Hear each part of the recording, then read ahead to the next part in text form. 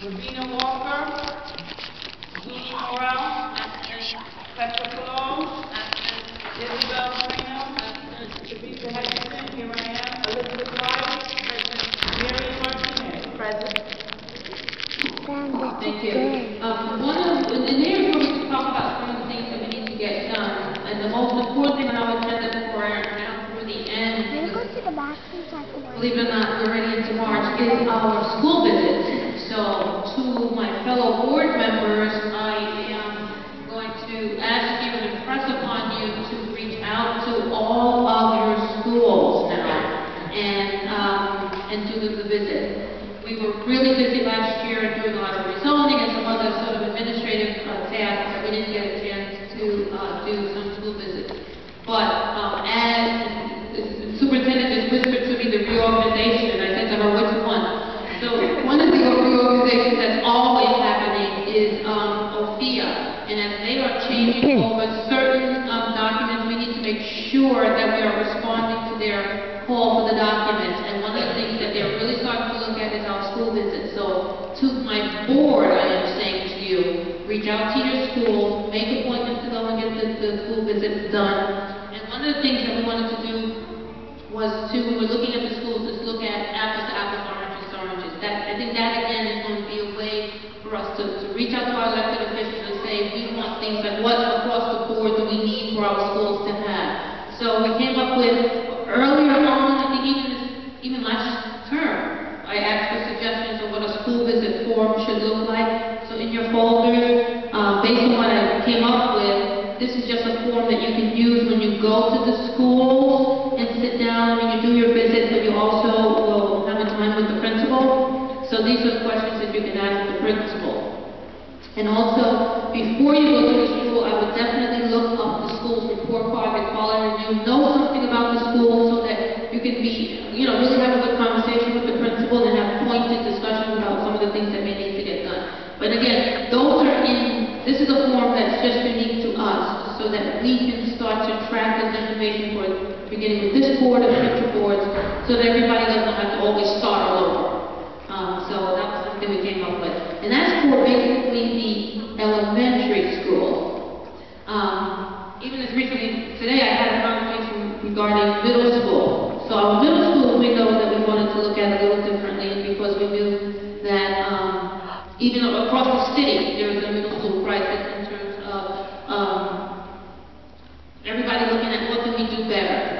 And over the summer, I had a copy of the blueprint for middle school success, which was a document that was put together by the Deputy Chancellor, Dr. Marshall Isle, which was a fabulous document. She spent a lot of months with a lot of very key people looking at ways to middle school. So, and it was a thick document. So what I did is I tried to take some of those questions out and ask them just questions about what we should be looking for or what makes for a good middle school. So what I did was I just picked up some of the questions out of that blueprint, and we have now what we call the blueprint for middle school success, and this is what we want to use for our District 11 schools. And it's not to show what we lack, but it's to show us what we need to do. How do we go forward? So, but the middle school blueprint cannot be done with the principal because it's extensive. So what we're going to do between now and Friday, and if I will do it, I'm going to email this to every middle school principal that we have. So they have the whole break to look at it.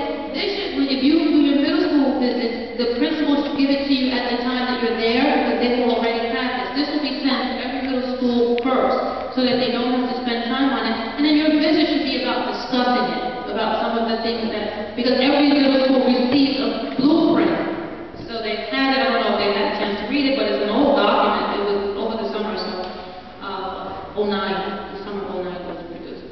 But again, because of the time frame, this will be sent ahead of time. And then when you get to the school, you'll be able to talk to them about it. And you should bring it back to the office for filing at the CEC office, and then we'll look at it again as a group and say, what are some of the things that the middle schools need to do to move forward?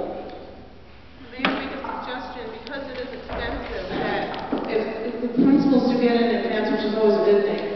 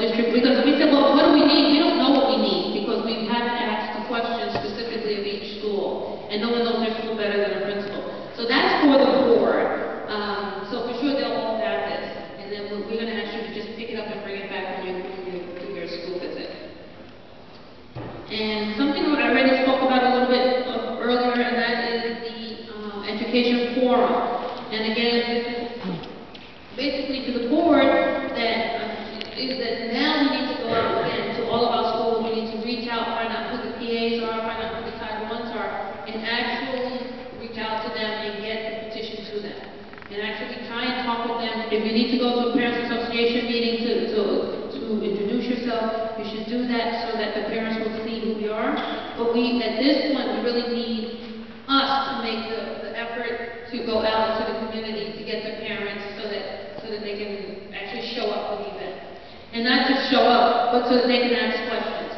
The topics for the community speak, I hope were there extras on the table, Vanessa? The topics for the school closings, I promise you, that was not the first time, and that's not going to be the last time we've heard about school closings in this district. More are coming. If we don't get proactive and look at what we need to look at and be able to be ready, then we will have more school closings. But they are coming. More charter schools are coming. They have not forgotten about us. They're coming. But when they come, it comes in such a rash, in such a force, that if you are unprepared, you cannot stand down, you cannot fight back, you can't even get to have a conversation. So we do have the opportunity to do that now, is to gather ourselves and so that we can be ready. Some of the closings most of the closings were completely unfair. The EIS statements were convoluted and just not done properly. And again, as you know, there are lawsuits now regarding that. But that's not going to stop the DOE from again, we all look in our inboxes every day to see what's the next thing they're going to hit us with. But I guarantee there are more school closings coming. So we want to talk about school closings and ask our elected officials to be ready. Quick question for you. What was the justifications that they had for closing those schools that they did already in the district? Oh, for our schools or for just overall? This district particularly, but overall as Well, well. that's a part of the problem. They really never gave a sufficient response to the data that was produced. Columbus did an excellent job of producing all the data, and I think Sebastian also knows a lot about this, to justify why they shouldn't close. And the irony is that even at the hearing, when they came to Columbus, there was not one person who stood up and agreed with the DOE to close the school. And yet that was not reflected back into what we call a public statement, what they have to produce as a public statement. So there was a lot of discrepancy as to why schools were closing, because the criteria that was for Columbus was not necessarily the criteria that was for Global, or was the criteria for Jamaica. Every school had a different criteria for closing. And it seems like, well, you need to come, it just did not reflect even the DOE's policy. So it wasn't based on test scores? It was not based on test scores, you know? Primarily. On data, she did test scores. Right, and that's based on data and the success rates of performance at the schools, absolutely. Has to play a role in it, yes.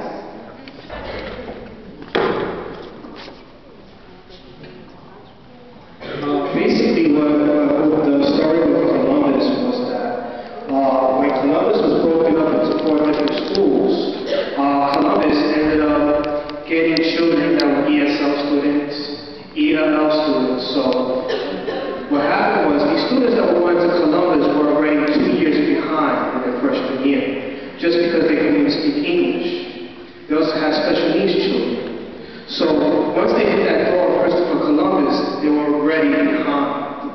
But if you look at the numbers of what Columbus has been doing in that school, they've been graduating children, or young adults, at an accelerated rate higher, 36% higher than any other school faced with the same problems that Columbus has. So basically, it wasn't a report card grade. It was just that the DOE wanted to shut down Columbus. That's what it was, the customer said.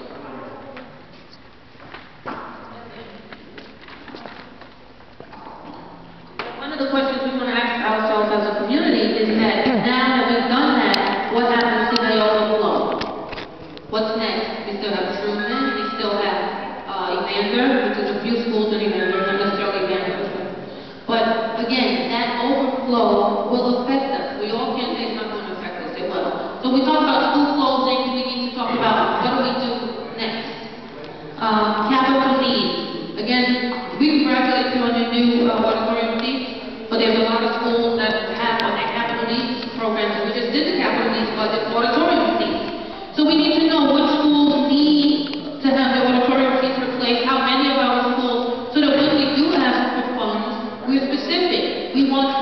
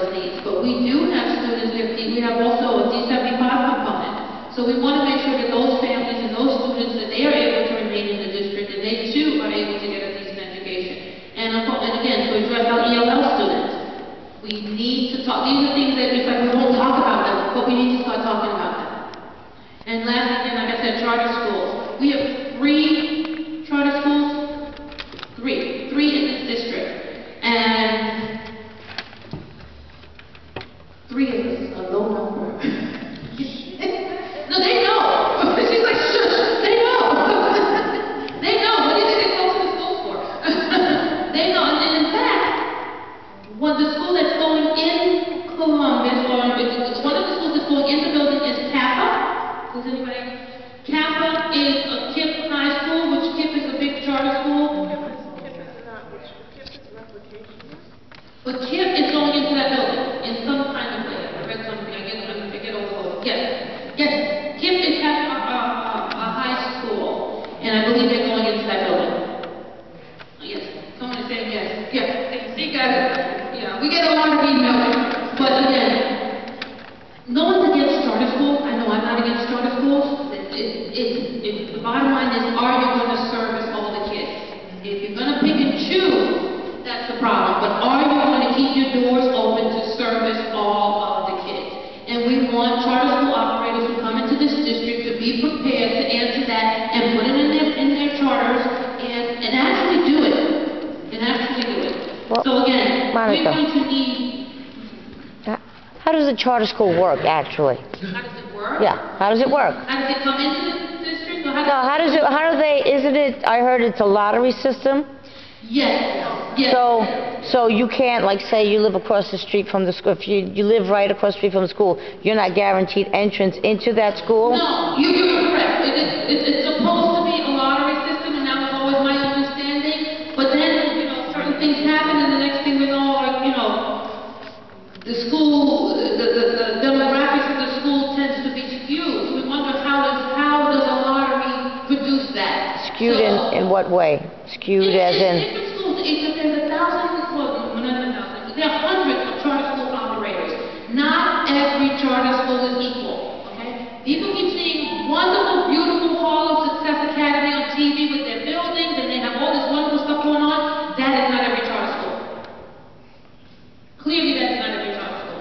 That's a huge, mega, million organization. You have charter schools that they only have one school, and they haven't gotten it right. So each charter school is different.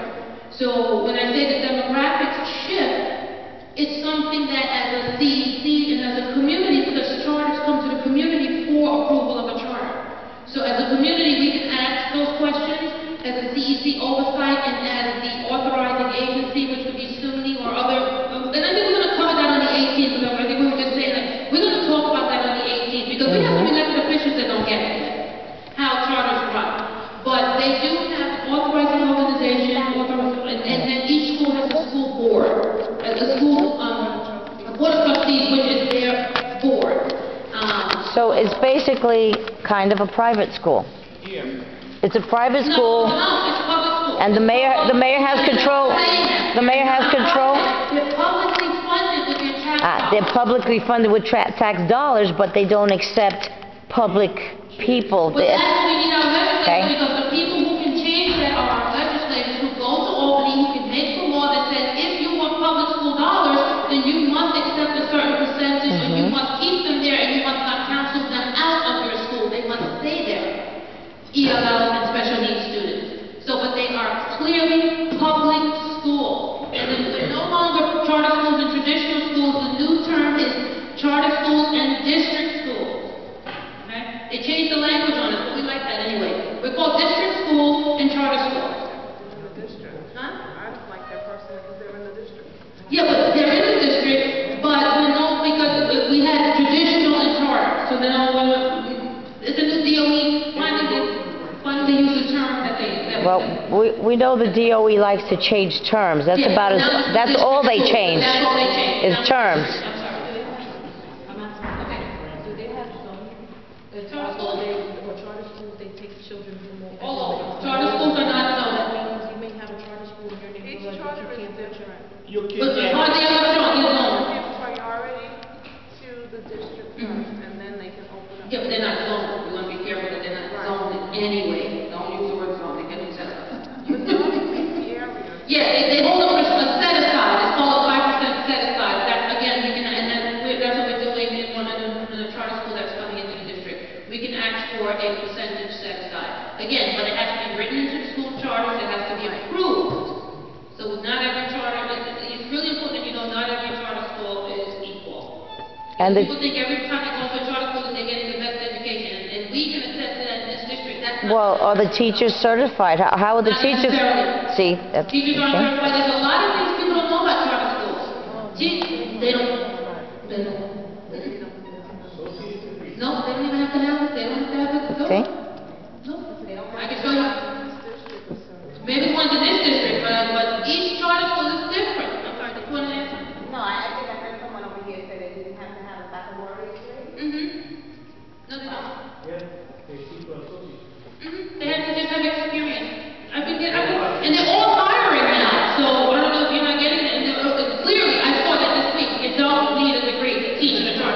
So I could be a teacher in a charter You school. can be a teacher in a charter school if they hire you because of your experience.